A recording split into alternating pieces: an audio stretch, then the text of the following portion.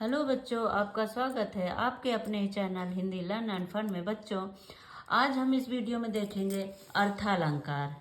क्या सीखेंगे हम? अर्थालंकार। इससे पहले भी मैंने एक वीडियो बनाई है अलंकार की, शब्दालंकार की। आज मैं सिखाऊंगी अर्थालंकार। बच्चों, आज ये मेरी पूरी वीडियो देखिए और आप समझिए। आपको आज से अलंकार की समस्या पूरी तरह से खत्म हो जाएगी। इतने अच्छे से मैंने सरल भाषा में समझाया है, पर शर्त यह है कि आप पूरी वीडियो देखें, फिर आप बताएं। आपको आज से अलंकार बहुत अच्छे से आने लगेंगे और बड़े अच्छे से समझ में आएगा। देखिए, अर्थालंकार क्या होता है। अर्थालंकार के अंदर आता है उपमा अलंकार। उपमा का अर्थ होता है समानता दिखाना। ठीक है, किसी व्यक्ति की तुलना किसी अन्य व्यक्ति से की जाए, वहाँ उपमा अलंकार होता है। जैसे हम किसी की तुलना किसी दूसरे से कर रहे हैं, वो उपमा अलंकार होता है। उदाहरण से देखो, आपको समझ में आ जाएगा। क्या है? मुख चंद्रमा सा सुंदर है। क्या है? आ रहा है ना समझ में से कि मुख चंद्रमा सा सुंदर है। इस तरह से क्या है? उपमा मतलब उसकी उपमा की गई है चंद्रमा से। मुख की उपमा दी गई है चंद्रमा से। तो ये क्या हो गया? उपमा अलंकार हो गया। ठीक है, इसको देखो। इसमें इसको जानने का एक सरल तरीका मैं बताती हूँ। आइए देखो, क्या है। जब आप देखेंगे पंक्ति में कि सा, सी, से, सरिस, ये सब शब्द आए और क्या हो? योजक चिन्ह हो, तो इसमें कुछ भी हमें आप पूरा मत पढ़िए। जहाँ भी आपको ये दिख जाए, आप वहाँ सीधा टिक कर दीजिए, उपमा अलंकार है। ठीक है, ये क्वेश्चन तो आते ही आते हैं। 2 नंबर तो आपके पक्के ही हैं। आप किसी भी क्लास में हो या कोई आप तैयारी कर रहे हो, तो क्या मैंने बताया कि सा, सी, से, सरिस, ये शब्द जहाँ भी हो प्लस योजक चिन्ह हो, वहां पर आपका उपमा अलंकार हो जाएगा। इसमें भी देखिए, कर कमल सा कोमल है, पीपर पात सरिस मंडोला, है ना। तो आप जहां भी ये देखेंगे तो तुरंत आप उपमा में टिक कर दीजिए। ठीक है बच्चों, ये आपको आया ना समझ में। आगे देखो, रूपक अलंकार। रूपक क्या है? जहां उपमेय को उपमान के रूप में दिखाया जाए। ठीक है, उपमेय को उपमान के रूप में दिखाया जाए, मतलब जैसे किसी की हम तुलना ना करके स्वयं वही बता दे कि यार ये तो उसी तरह है, वो रूपक अलंकार होता है। ठीक है, इसका भी देखो है एक ट्रिक है, आप देखिए।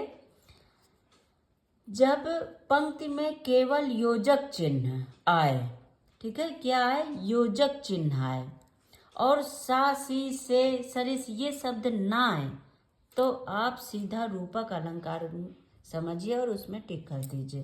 देखिए, मैया मैं तो चंद्र खिलौना लाए हूँ। ठीक है, इसमें आपको तुरंत दिख गया योजक चिन्ह।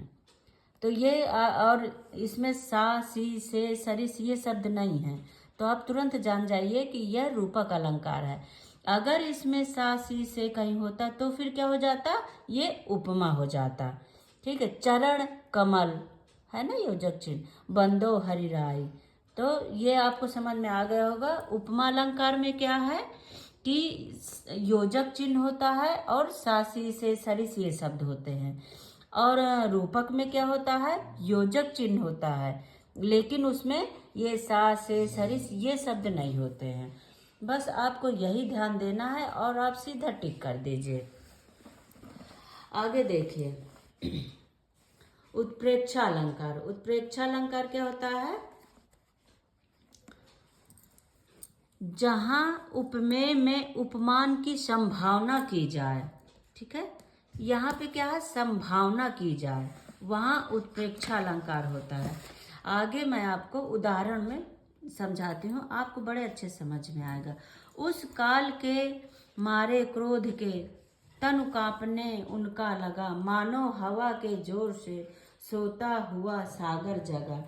इसमें क्या है? इसमें अर्जुन के बारे में बताया गया है कि एक काल मारे क्रोध के तन कांपने उनका लगा। देखिए क्या कह रहे हैं कि जैसे मानो हवा के जोर से सोता हुआ सागर जगह, ठीक है, सोता हुआ सागर जगह, मतलब उसमें क्या है, अर्जुन का संभावना की गई है किससे, सागर से, ठीक है, मानो।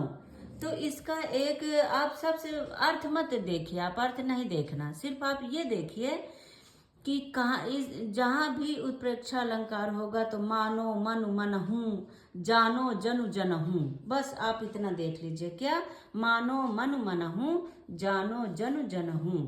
जहां भी आपको ये दिखता है, ये देखिए मानो, आप वहां सीधा उत्प्रेक्षा अलंकार कराइए, आपको कुछ भी अर्थ देखने की जरूरत नहीं है, आपका बिल्कुल सही होगा। ठीक है, मैं ऐसी ट्रिक बता रही हूँ कि आपका ये गलत हो ही नहीं सकता, और आज से आप ये कहेंगे कि अलंकार तो हमें बहुत अच्छे से आते हैं। आगे क्या है, अतिशयोक्ति अलंकार। काव्य में जहाँ किसी व्यक्ति का बहुत बढ़ा चढ़ा के वर्णन किया जाता है, ठीक है, किसी व्यक्ति या वस्तु का वर्णन अत्यधिक बढ़ा चढ़ा कर किया जाए, वहाँ अतिशयोक्ति अलंकार होता है। किसी के बारे में हम बहुत बढ़ा चढ़ा कर बोलते हैं, वो अतिशयोक्ति अलंकार होता है। उदाहरण से देखिए, इससे आप उदाहरण देखेंगे आपको समझ में आएगा। हनुमान की पूंछ में लगन न पाई आग, लंका से गिरी जल गई गए निशाचर भाग, ठीक है, क्या कहना है कि हनुमान की पूंछ में आग भी नहीं लगने पाई और निशाचर राक्षस सब भाग गए, ठीक है। तो यहाँ क्या है, बहुत बढ़ा चढ़ाकर बात की गई है।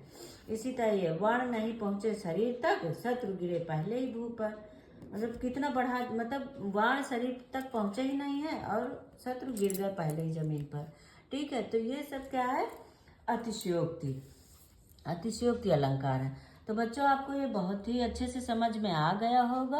अगर ना आए आप दोबारा वीडियो देखिए और मुझे कमेंट करके ज़रूर बताइए, और अपने दोस्तों को भेजिए ये वीडियो मेरी, उनको भी बताइए, ठीक है बच्चों। लाइक करिए, सब्सक्राइब करिए, जहाँ कोई दिक्कत आए तो कमेंट करके ज़रूर बताइए बच्चों। Thank you.